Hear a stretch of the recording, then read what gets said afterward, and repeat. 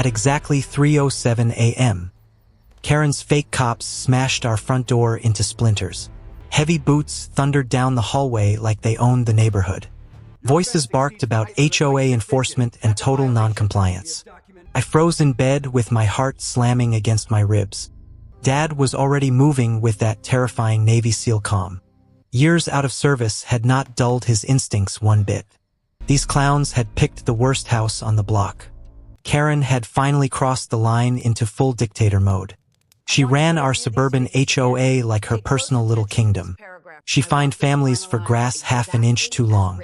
She hated flags, flowers, and anything that wasn't boring beige.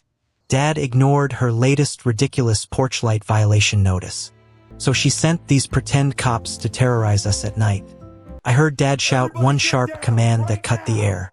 Chaos exploded as the intruders screamed and hit the floor.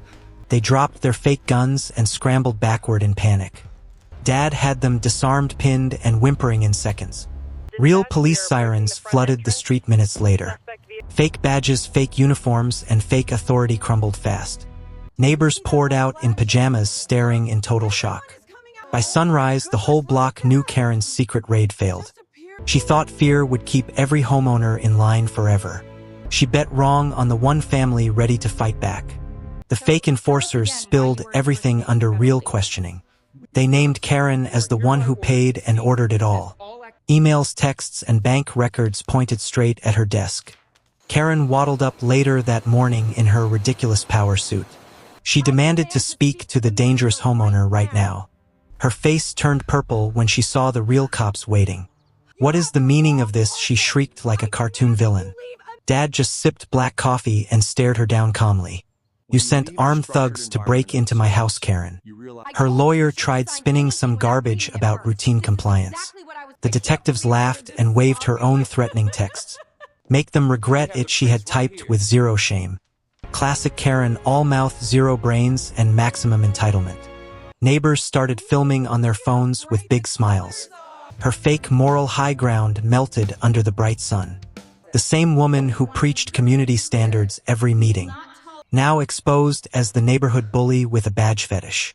Internal affairs dug deeper and the dirt kept piling up. Years of illegal fines, threats, and pocketed cash surfaced. Karen had been running her HOA like a petty mafia. Power trips mixed with good old American greed and hypocrisy. The justice porn kicked into high gear that afternoon. Former victims lined up to tell their own horror stories. The old lady next door cried about her garden gnome fine. Another family lost dog privileges for excessive barking. It was all so ridiculous yet so painfully typical. HOA Karens love their tiny thrones built on fear. But thrones like that collapse the second someone stands tall. By evening, the story went viral across local news. Headlines screamed HOA home invasion scandal in giant letters. Karen's phone blew up with calls she could not silence. She hid behind her lawyer, but the evidence was ironclad. Dad became the quiet hero without saying a single boast. He simply taught neighbors about rights, self-defense, and calm. They listened like it was the best class they ever took. The fake cops got booked for invasion and impersonation charges. Karen's name topped every single statement they gave. She got called in for questioning the very next day. Her walk of shame through the station was pure gold.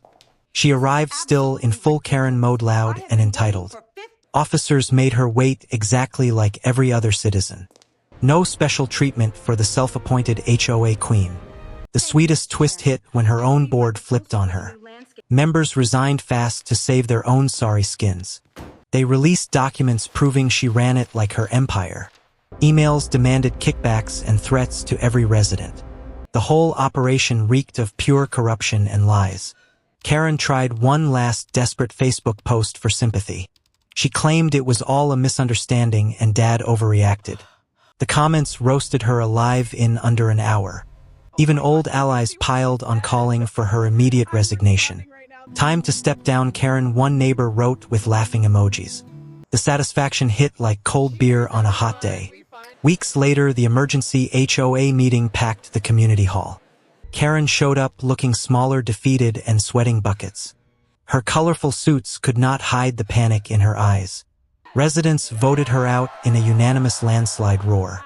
She stormed out screaming empty lawsuits at everyone. Nobody cared anymore. Her reign of terror was over. The new board promised real transparency and actual sense. No more midnight raids over lawn length or holiday lights. Fear finally left our neighborhood for good that day. People started talking, laughing, and sharing their stories. We joked about Karen's beige dictatorship in the group chats. Dad reinforced our door with better locks and cameras. Not from paranoia, but from hard-earned wisdom and peace. He showed me standing up matters when it counts most. Not with rage, but with calm skill and quiet preparation. The house still stands tall as a silent reminder now. Karen tried ruling with fake power and pure delusion. She learned real strength always wins in the end. Her little kingdom of rules and bullshit collapsed overnight. Justice arrived quiet, steady, and completely unstoppable. Just like Dad that night when the boots hit our floor.